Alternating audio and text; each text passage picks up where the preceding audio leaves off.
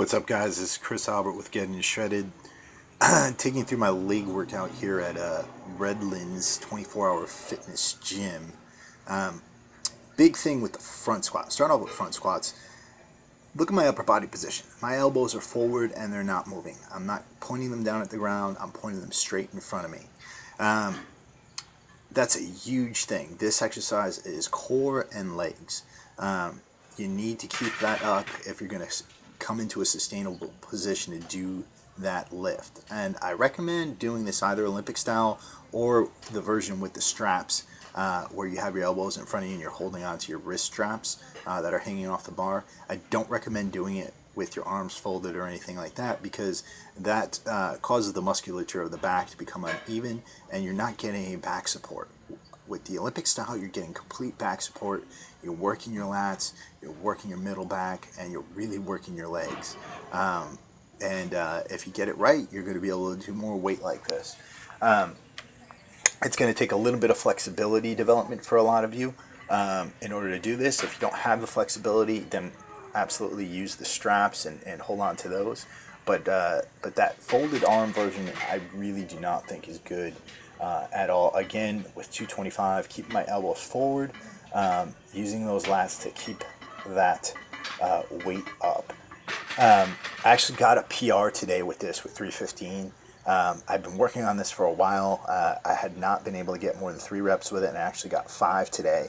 I'm at a body weight of under 200 pounds.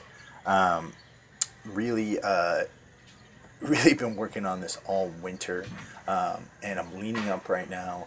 And I had a hike in the desert the day before at Joshua Tree, and really just proud of this right now. It's not the prettiest thing in the world, but I'm really happy I was able to do it.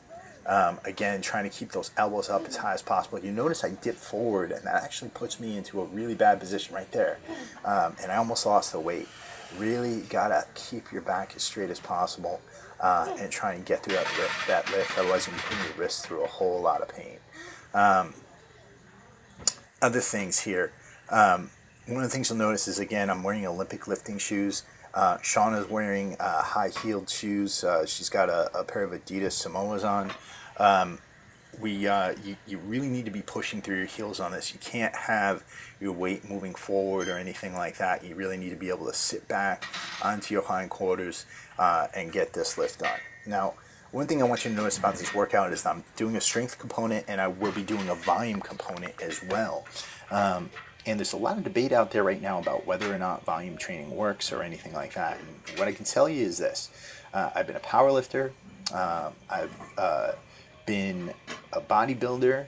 I've done every different stage of the sport. I'm not the best at any of these things by any means, but I've been able to develop what I have developed by a combination of the two. You got this whole thing of people saying that volume doesn't work for you unless you're on drugs. Well, I got to tell you, like I said, you guys know my stance on steroids or anything like that. It doesn't make a goddamn difference. What works for you works for you. Whatever the fuck works for you. And I have to tell you that regardless of what I've been doing in my life, regardless of what kind of supplements I've been on, what kind of nutrition I had, volume training has always worked for me best as far as building hypertrophy and making my physique look better. Of course, I want to be strong, so I have done strength programs. I've done pure powerlifting programs.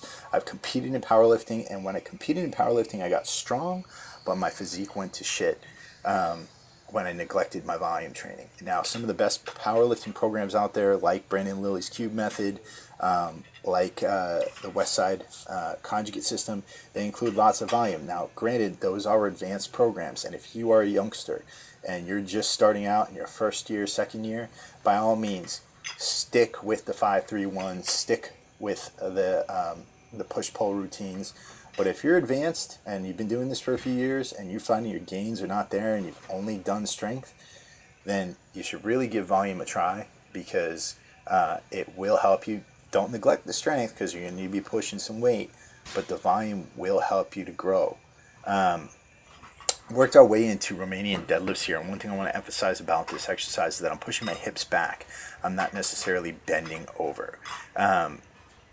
This is not a movement where you should be bending over. You're not moving your upper body at all. All I am moving is my hips, and I'm going to show you this from multiple angles from both me and Shauna. Notice that the bar is traveling along my leg. I'm not letting that bar get too far out ahead of me, otherwise I would be rounding my back.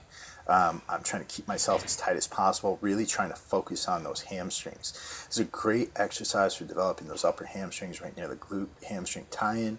I absolutely love this exercise. I have a slight bend in my knee, but I'm not bending my knee, right? It looks like I'm bending my knee because my hips are going back, but I'm not bending my knee. I'm pushing my hips back and my knees are slightly bent, right? Now notice that. Hips are going back. I'm not bending forward. My upper body stays in position that it was in.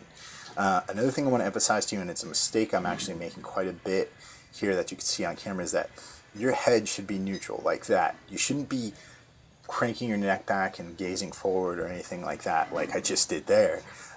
Your head should be in a neutral gaze position.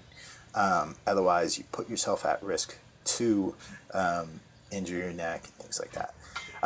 Next movement I did, and then I ran out of space on my camera, so you guys aren't going to be able to see the walking lunges, but it's hack squats. You notice with me, I keep myself very light on this exercise. I don't do a lot of weight, and I do these a little bit unconventionally. I do these Tom Platt style, really quad focused, not looking to work the glutes or the hamstrings on this one because I already did doing my squats and my deadlifts.